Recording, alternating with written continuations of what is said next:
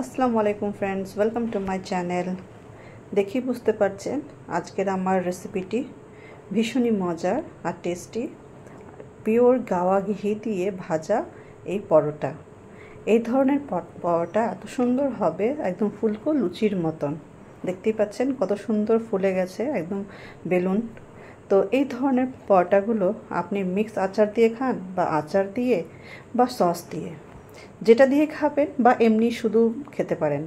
যেটা দিয়ে খাবেন সেটাই মজার হবে। যেমন আমার বাচ্চারা খায় মিষ্টি দিয়ে, আর আমার মেয়ে খায় টক ঝাল আচার দিয়ে। তো যার যেটা পছন্দ সে সেভাবেই খাবে। দারুণ মজার এই পরোটাটা। আর এই পরোটাটা বানানোর জন্য আমার লাগবে আটা। তো প্রথমে আমি নুন দিয়ে আটাটাকে সেনে নিলাম, গমের আটা। আর এবার করব কি, যেহেতু এটা আমি বানাচ্ছি ছাতু পরোটা, তো সেই জন্য এখানে কিছু মশলা তৈরি করে নিতে হবে। তো 6-7টা নিয়েছি রসুন, 1-1.5 ইঞ্চি মতন আদা, একটি পাতিলেবু, একটি বড় সাইজের পেঁয়াজ, আর কয়েকটা কাঁচা লঙ্কা স্বাদ ঝালের জন্য। আপনারা নিজের মতন করে ঝালের জন্য ব্যবহার করবেন। তো সবগুলোকে কুচিয়ে কেটে নেব। আর এই তো পাতিলেবুটাও কেটে নিয়েছি। এবার সমস্ত মশলাগুলোকে এক জায়গায় করে নেব। আর এখানে নিয়ে নিয়েছি 1 টেবিল স্পুন ভর্তি করে জোয়ান। আর জোয়ানটাকে একটু এভাবে হাত দিয়ে মচড়িয়ে দেবো, যেন ওর সেন্টটাও বেরিয়ে আসে আর টেস্টটাও খুব ভালো লাগে। তো সেভাবে আমি এবার লেবুগুলোকে চিপে দিয়ে দিলাম। আর এই তো বীজগুলোকে আমি ফেলে দেবো। আর দিয়ে দেবো স্বাদ মতো নুন। তো নুনটা দিয়ে এবার খুব ভালো করে মশলাটাকে মাখবো। আচ্ছা করে এটা মেখে এর ভিতরে আমি এবার দিয়ে দেবো 2 কাপ ছোলার ছাতু। ছোলার ছাতু দিয়ে এটা খুব ভালো করে মাখাবো। তো 2 কাপ দিয়ে দিলাম ছোলার ছাতু দিয়ে এটা খুব ভালো করে মেখে আমি টেস্ট করে দেখবো এটার মধ্যে নুন ঝাল সব ঠিক আছে কিনা। ঝাল তো অবশ্যই ঠিক আছে, জাস্ট আমি নুনটা দেখবো। আর দিয়ে দিলাম অল্প একটু জল। জলটায় দেওয়ার একটাই কারণ, যেন ছাতুটা একটু ভিজা ভিজা হয়, ময়েস্ট হয়, না হলে এটা খাওয়ার সময় গলায় লাগবে। তো সেই জন্য আপনি চাইলে পরে দিতে পারেন, না দিতে পারেন, কোনো অসুবিধা নেই, কোনো মনে হবে না। তো জাস্ট একটু ভেজার জন্য আমি জলটা দিলাম 2 অঞ্জলি। আর দিয়ে দিলাম স্বাদ মতো নুন। নুনটা আমার কম মনে হচ্ছিলো, তাই জন্য আমি নুনটা আবার অ্যাড করলাম। তো আমি পুর রেডি করে নিয়েছি। আর এবার আটাটাকে মধ্যে নিয়ে এবার আমি লেচি কেটে নিচ্ছি পরোটা বানানোর জন্য। তো প্রথমে আমাকে এভাবে আটা মাখিয়ে এটা বাটি তৈরি করে নেব।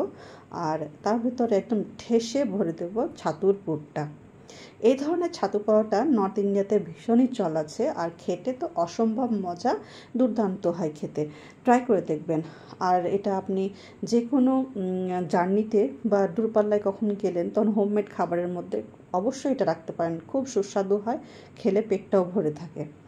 তো এটা এইভাবে এবার আমি ভরে নিলাম। আর একটু বড় করে নিয়ে আলতো হাতে এটাকে আমি বেলে নেব। তো এটা আরও 2-1টা বানিয়ে নিই।